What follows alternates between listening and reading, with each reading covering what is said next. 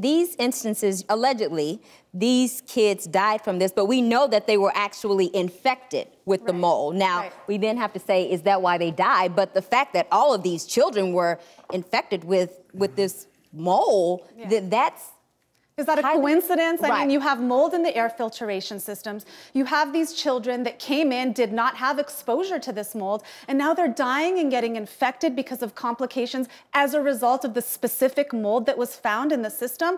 I mean, is this all about making money for the hospital? Is this they wanted to continue to admit patients? That's what I was going to ask you. Like, my question is, number one, from an ethical standpoint, I can't believe that anybody, hospital administrator, person standing on the corner, whoever, like, I can't believe that anybody would want to do this to children. But why would a hospital do this? It seems like self-sabotage. You're so right. I mean, I think the bottom line is money. Hospitals make money from surgeries. They make money from admitting patients. And to the extent they have to replace an entire filtration system, that hurts their bottom line. Maybe I'm naive, but at first I said money, and then I said no way. Well, I have to believe that there's somewhere along the line, if this indeed happens, that there was some misinformation, because I just have a hard time believing, and I'm someone who's been adamantly opposed to our modern healthcare system and its focus on profits over patients. But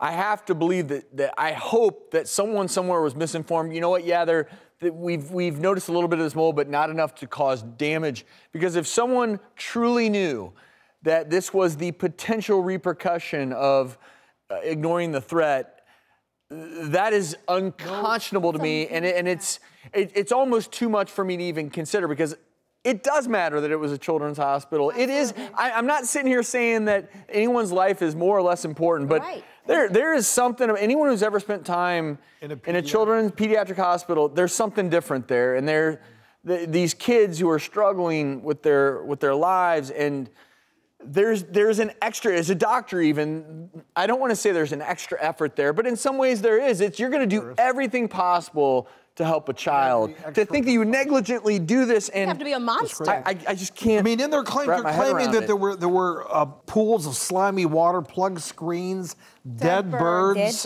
in the filtration system. I mean, all of those are set up for a whole host of diseases, mold included, but potentially from dead birds. And it also highlights there's oftentimes a disconnect, because when we think about a hospital, a lot of times as a doctor, you're focused on patient care. You're not sitting there thinking about the air filtration system. You're just not. And hospitals are big buildings, and there are wings, and there's operating rooms. But you assume that someone else is paying attention to it. There's executives. That's why the doctors and nurses are not being blamed here. They shouldn't be. I think it goes up the chain of command, and it's the culture that existed at those at the top. What did they know? When did they know it? Why didn't they fix it? And was there a systemic effort to conceal this from the public and patients? And those decisions are made by the higher-ups. They're not made by the physicians and the nurses. The Department of Public Health watches hospitals very closely, and they have to go through regular testing for all of these things, spore levels, air quality, things like that. I'm surprised that a hospital was allowed to function with dead birds in the air system. How did they pass inspection? That was one of the first questions I had. What was going on? Because they have to show all these results to get reaccreditation, and they have to go through that.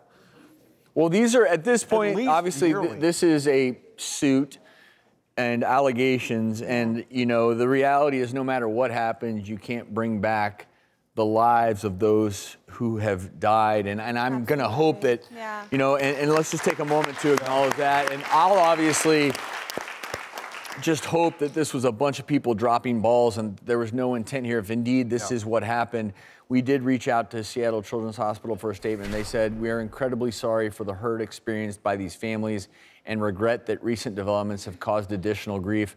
Out of respect for privacy, we do not intend to share details about our patients or comment on specific cases or legal action." And we will certainly keep everyone abreast, but appreciate your commentary, Anahita, and look forward to having you back soon.